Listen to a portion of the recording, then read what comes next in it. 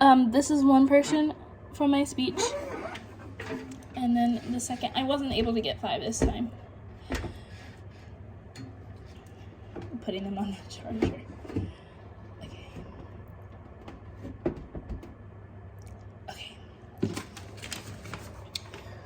Please forgive me if I do sound a little bit funny. I'm kind of losing my voice and a little sick,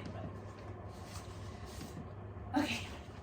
A year ago on April 15th, I was babysitting for a family that had a 1-year-old daughter named Sunny.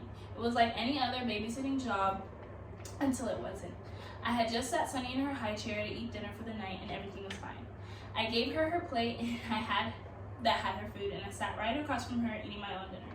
Sunny was a talkative baby and she was being her ordinary loud self until one babbling sentence just was cut off, and I saw her eyes widen. I knew immediately that she was choking, and I began to panic. I threw off the top of her high chair and I patted her back for about 10 seconds but still nothing. That's when I realized we were in trouble. Suddenly, I remembered the device that was in my car, which my mom recommended, which ultimately saved Sunny's life. I laid Sunny on the ground near my tire, and I just remembered putting the device on Sunny's face and praying. As soon as I used the device, whatever was in Sunny's throat was dislodged, and she took a deep breath with shock on her face, and then she began crying, and so did I, but I was just relieved. After that, I vowed to keep a life bag in my car wherever I go. Everyone, especially people with children, should invest in a life bag and have it anywhere they go. I have done a surplus amount of research for this speech and have made the effort to ensure it is accurate. I have also experienced this firsthand and guarantee I can back up the information. When listening to the information I am about to present to you, please consider that this at any moment could affect someone you love or yourself, and how having or not having this one device can change the course of your life forever. In this speech, I will be discussing why it's important to have a life bag on hand and how many irreplaceable lives it has saved so far. Firstly, what is the life bag and how does it work? The life bag is an emergency device used for choking. Life bag produces a seal when it's placed over the mouth and nose. When pushed, the one-way valve prevents air from moving food downward. Then you can pull to establish a one-way suction that will quickly dislodge the trapped food or object. Choking can happen to anyone anywhere, but for the most part, you would never expect a person to start choking around you. Whether it's a stranger or your friend walking in a park, it can happen anywhere at any time. Therefore, I stress taking a life bag wherever you go because of its portability and no need to be powered. Choking is defined in eMedicine Health as a blockage of the upper airway by food or other objects, which prevents a person from breathing effectively. Choking can cause a simple coughing fit, but complete blockage of the airway may lead to death. Statsia.com publisher John Elfin reported that in 2019 there was about 5,228 deaths by choking in the U.S. alone. When I think about this statistic, it makes me wonder, where were these people when the incident occurred, and how many could have survived with this device? No one wants to live in constant fear of them or their loved ones choking whenever they eat or put something in their mouth. Along with this, you never know where you might be, at home, in a restaurant, chewing on a piece of gum, or at a park. But it's always better to be safe than sorry. Yes, there are other ways to dislodge a blockage in the airway, like the infamous Heimlich maneuver, which consists of a pattern of back blows and abdominal thrusts, but which is better? Phoebe Chase wrote a story published on Inside Edition about how customers and workers in a diner joined together to assist a distraught family whose 10-month-old baby started choking on a piece of pancake in a South Carolina restaurant. It was a terrible moment and nothing what they were doing was working, not even the Heimlich. That's when a restaurant patient calmly collected a life bag from his car and used it to save the baby's life. Now ask yourself, what could have happened if the patron decided not to eat there that day? Or he decided not to purchase the life bag after all?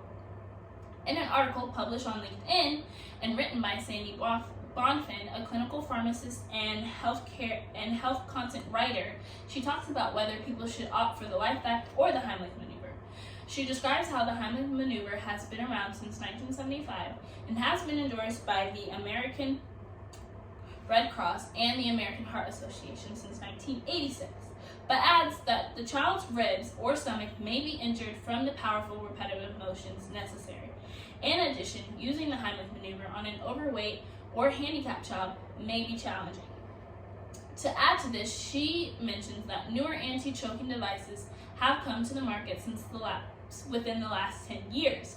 Since they work by sucking choking objects out of the airway, there is less of a risk of injury to the child's body, and they may offer a first aid alternative for children that are harder to use the Heimlich on.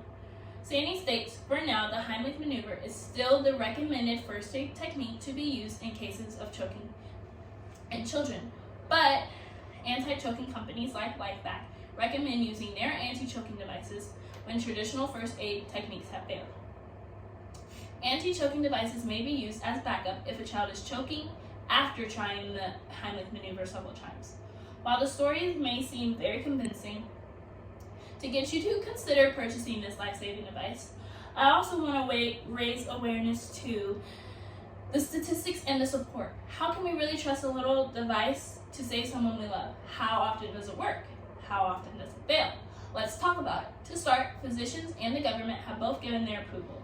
The LifeVac is classified as a Class 1 medical device, meaning it does not need the FDA's approval. However, the FDA has approved it.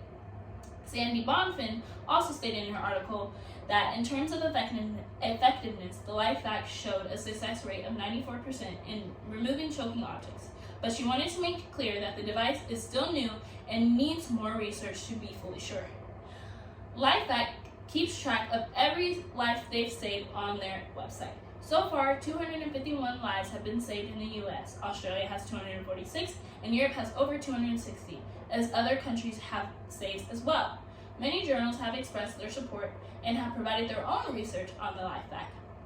The American College of Emergency Physicians found that the LifeVac was successful in 472 out of 500 attempts.